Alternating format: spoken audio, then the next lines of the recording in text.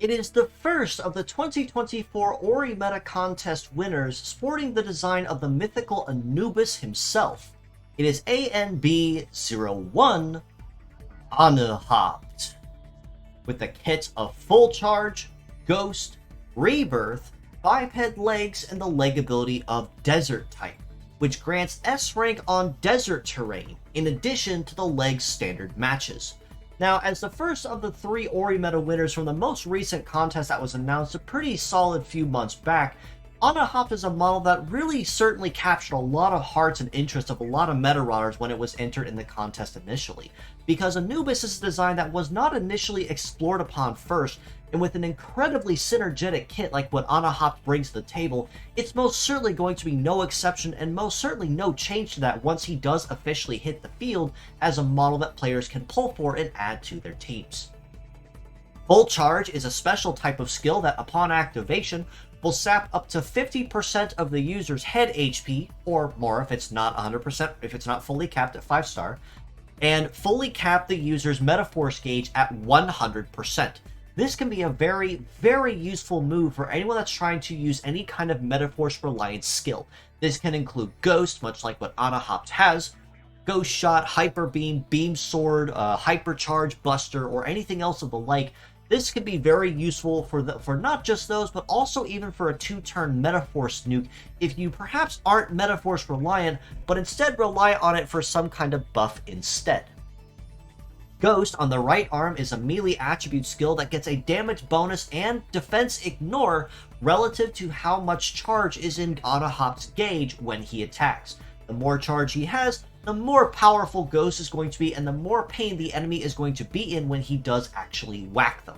And with the base power of over 1800, it's going to be a very painful blow no matter what.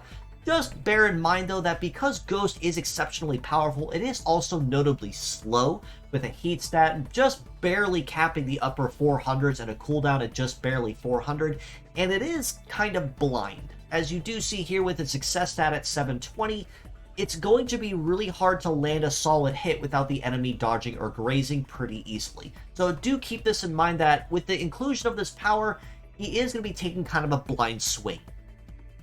Rebirth on the left arm is a healing attribute skill, and the first ever instance of this on a part for males that is not meta change reliant, such as say with Longon, the Azure Dragon type. But Rebirth explained upon using it, it will revive a fallen ally back on the field at 10% HP to all active parts. This means that aside from Anuhapt being able to fully charge himself and then go whack, if any of his allies do fall on the field, he can simply res them that turn and then resume what he was doing before, with no real drop or reduction in his overall performance or his rhythm. And like I said, this is the first ever instance on this of Rebirth on a part that is not meta change reliant, and especially for males. So this is going to really change up the game as well with what kinds of teams people are going to bring to the table with suicide type fighters. Biped legs means that Anuhapt will have very solid coverage across most terrains and very diverse terrain coverage, but that is also before Desert type comes into the mix. Desert type specifically, as listed, will grant him S rank on a terrain that's normally only good for flight type legs, and maybe an occasional float leg depending on if they're actually a boss type or maybe just not so much. But that S rank means that while everyone else is going to be really struggling either to fly or float, he's going to be basically dancing through the sand as if it weren't even there.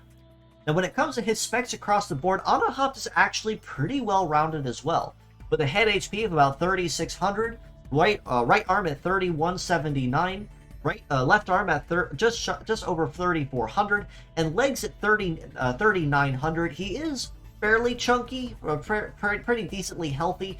Not overly spongy like, say, a super tank might be, but about par for the course for what you'd expect from most typical males.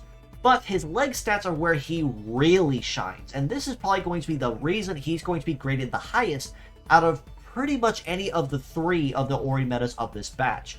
With a base mobility of 885, he's already off to a very impressive foot, pun intended, and that's even before Desert type comes into play like I mentioned.